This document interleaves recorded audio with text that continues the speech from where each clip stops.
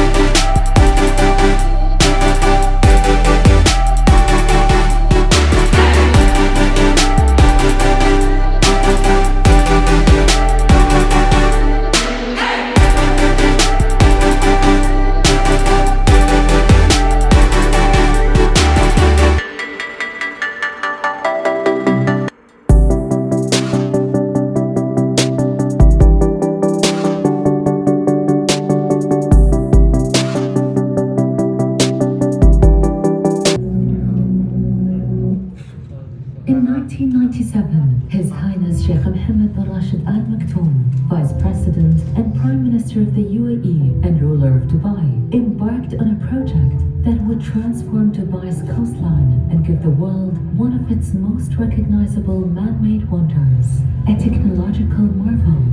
Palm Jumeirah has become a symbol of not only Dubai's rich heritage and deep connection to the sea, but a shining beacon of ambition and innovation that can be found in the Arab world. This is the incredible story of how the island that captured the world's imagination rose from the sea. Welcome to the view at the Palm.